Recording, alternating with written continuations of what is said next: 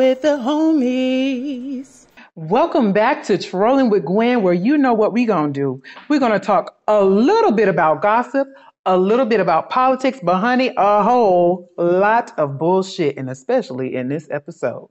So you already know the first thing we like to get out of the way are the current events. So the very first current event, I do want to give a shout out to Kyrie Irving, his stepmother. Her name is Shatilia Riley Irving. She is the only Black woman currently in the NBA as an agent for an active NBA player. So shout out to her. We want to give her a huge shout out representing for Kyrie Irving. Hopefully she can get him all the contracts that he needs, all the endorsements that he needs, because we love seeing Black excellence. Also, when we're talking about our athletes, I want to give a huge shout out to Deon Sanders. So if you have been following Black celebrity news, Dion Sanders has been very sick for, I want to say, about a year or two now. He's been very sick, in and out of the hospital. And just here recently, he had 2 toes amputated. And, you know, from nursing experience, depending on what caused that amputation, sometimes it requires more if whatever problem started it isn't resolved. For example, I don't know exactly what it is, why his toes are being amputated, but usually it is vascular necrosis or diabetes. And of course, as an athlete, I'm pretty sure that he ate well and it may be something congenital that's happening to him. But I do want to give a shout out to him. We wish you well in your recovery. This is not the end of your life. I hope that this brings some sort of inspiration to individuals who may be in your position. And we do, again, thank you for all of the things that you've done as far as athletics are concerned, and HBCUs. Huge shout out goes to you, and we wish you well, and take care of the rest of yourself, okay? Okay, trolleys, you know when I put on my glasses, we about to get down to the business. Okay, so today we finna talk about Black family funes, because y'all be showing out.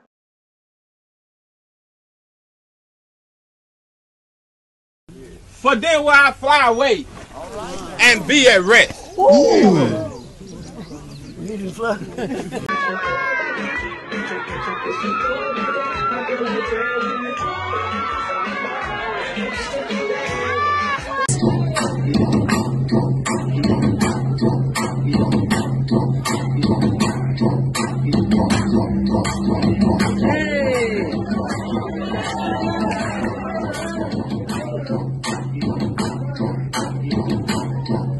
Okay, so before we jump into all of that, I want to say, first of all, a lot of times when we bury any of our loved ones, there's usually quite a bit of drama that takes place. Now, for you families who be like, not with my aunt, not with my mom and dad. Okay, good for you. We're talking about the vast majority. So in this episode, we're going to not only talk about it, but possibly see how we can rectify some of those situations. Okay, so first and foremost, if you are still alive, get insurance on your people. Or if you can't afford insurance, put some money aside for your people. Okay, insurance literally costs $70 if you're in good health. If you're in bad health, it may cost you a little bit more, but you spend that on food in a week. So it's a good investment.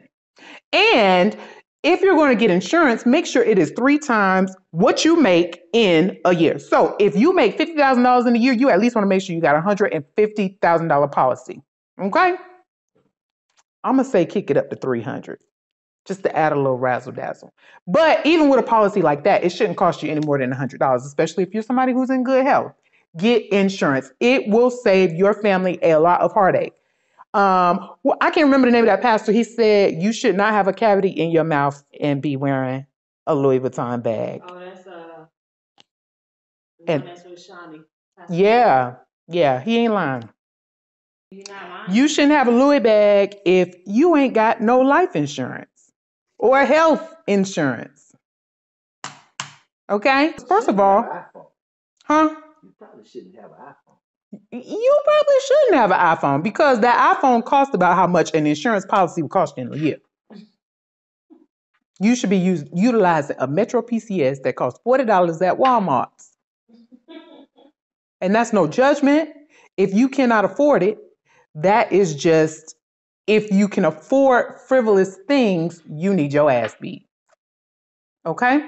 So what that does is, once that individual dies, it pays off the funeral costs. It offsets the funeral costs. It may pay off the house. It could pay off credit card bills they had, whatever. It pays it off. Okay? So that takes out of frustration, because the saddest thing I see on Facebook is getting notifications for people doing the Cash Apps and stuff and GoFundMe's. That is so sad and a little embarrassing. Hate to say it, but yes, we hate seeing that. And I really do hate that. And of course, I still do give if I can. But that's still very, very sad. We got to stop doing fish fries for funerals. Okay? I love y'all. And if I didn't love us, I wouldn't be talking about this. Okay? I wouldn't be talking about it. Okay? So get you guys some good insurance. If y'all need some insurance people, I'll tag them, or we'll talk about it after the show. I have some of my insurance people to come in and they're going to hook you up. Okay? Also, for individuals who have children underage, if you have kids that are underage, like my children, if you were to pass away before they were 18, what the best thing you should do is, especially if you own a home, do not, I repeat, do not will the house to your children. Will that house to a trust. Okay? We're going to talk about that another time if you don't understand what that means. Get your will wrote out. Write it in, and when you pass away, the house is to go in a trust. It'll save you in taxes. Okay?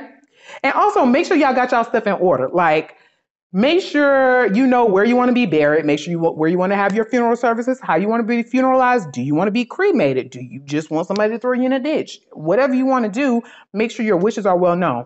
A lot of people should take the time to contact a lawyer, because a lot of us don't do that. Contact a lawyer, have all your stuff set out. I want this to go to this person, because probate court is the ghetto. Having to fight with people about properties and cars and assets and whatnot is horrible. So take the headache off of your family and pre-plan. Pre-plan your stuff so that they're not fighting while you're in the grave. Okay? Okay, so let's get down to it. So let's talk about this for a second. As of right now, this is something me and my siblings all get along, because just to let you know a little razzle dazzle about me and my siblings just put my mom into hospice, so her demise is upon us, right? My mom has been battling cancer for like 10, 11 years. She has bad kidneys and a bad heart, so we've recently put her in hospice, and my mom, of course, has told us all the things that she wants us to do. Right? So as far as me and my siblings are concerned, we are all on one accord. We are all on one page as far as what we're doing. We've all come back together, to make things work. Now, when you're dealing with the actual funeral, I need people to understand that whomever that individual that has passed away, it is their immediate family members that it is about. Okay? I'm going to just give y'all some insight. And I usually don't tell none of my business, but I'm going to tell it tonight.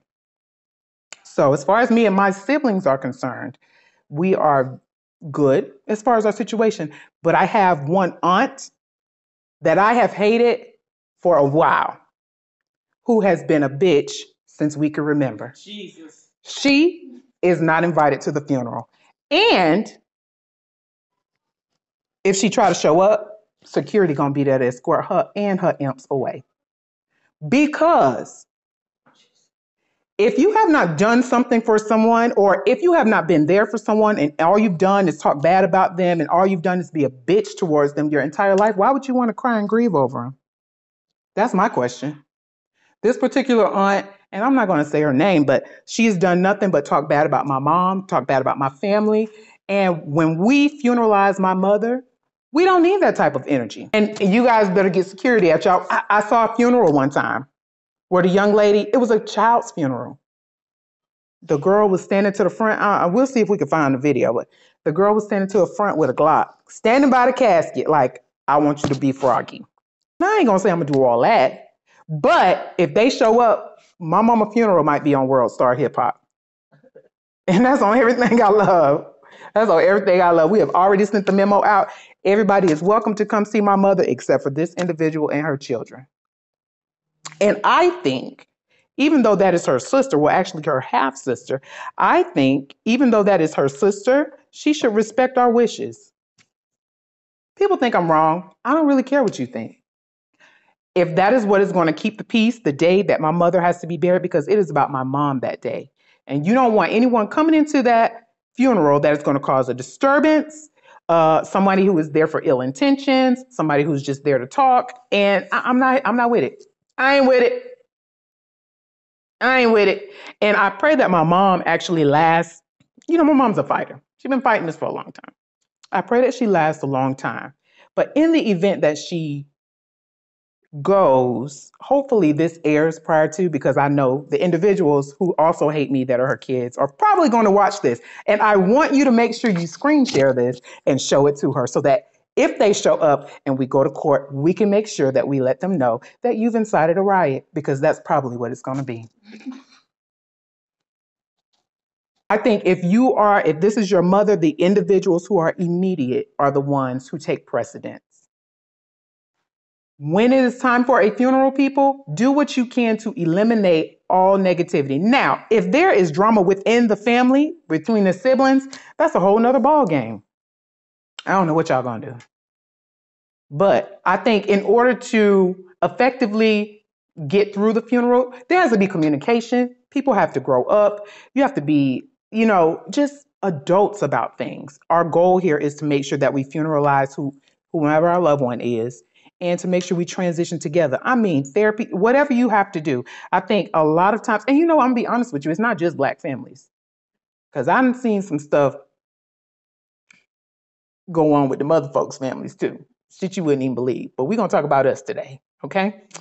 And like I said, I love us. I just want us as a people to make sure that when we are funeralizing our loved ones, that we do it right. We do it right. You carry out the wishes of the individual who passed away. You make sure you have some insurance. You put them away. You do what you got to do. You move on about your life. Don't go to the gravesite fighting. Okay. So, and also when let's talk about death and dying.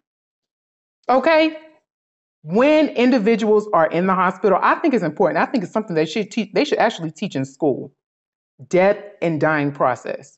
Because I've seen a lot of times with us, especially, the individual could be dead, EEG, and an EEG is something that determines brain monitoring, brain activity. And if there's no activity on that EEG, let them go.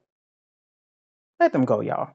And I understand not wanting to allow your family member to transition over, but that does nothing but cause more issues with the individual. How would you feel being a vegetable, plugged up and hooked up to all kinds of things, just laying there? Come on, y'all. We're going to have to be a little bit more educated on the death and dying process. I think now is better because they have social workers. They have a lot of social workers that can help families transition through the death and dying process, and security. That usually helps sometimes.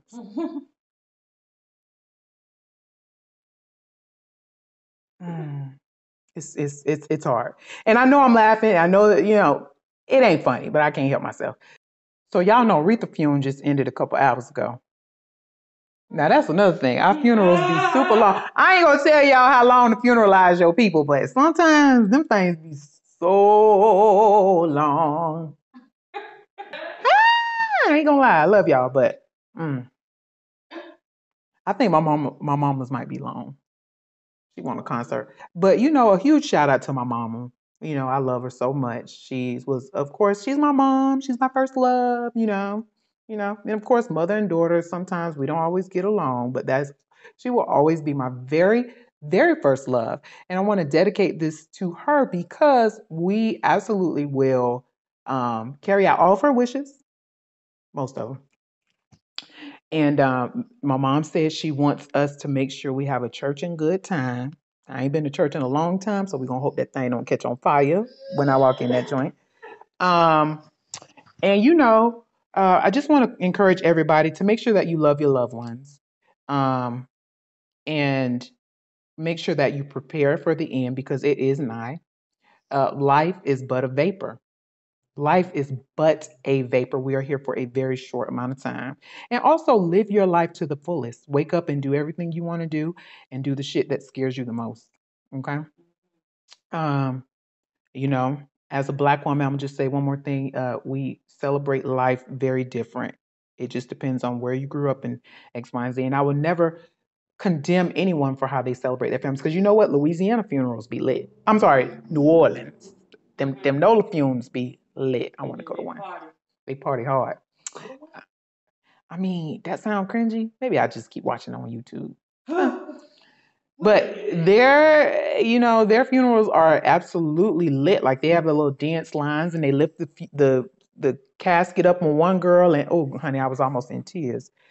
But and it's very difficult. I think losing a loved one and then having drama on top of losing them is the most catastrophic thing you can have for a family. If you are not immediately in that family, please don't cause any extra drama. If they don't want you there, excuse yourselves.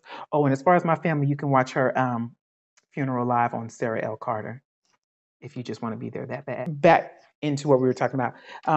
Mom, if you're watching this, I love you and I appreciate you. Thank you for bringing me onto this earth.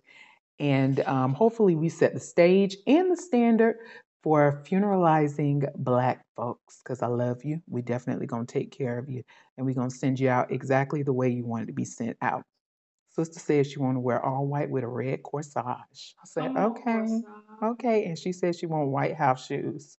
I know you gonna. You better get her shoes. I am. But she tried to do something. All right, y'all. Black folks, if y'all have any suggestions, this is just a short show tonight simply because, just in this situation, it's a little bit difficult to talk about and, create content when you know that your very first love is about to leave. But I am grateful for her. I'm grateful for the life that she gave me. I hope all is well. And thank you for trolling with Gwen. Rolling with the homies.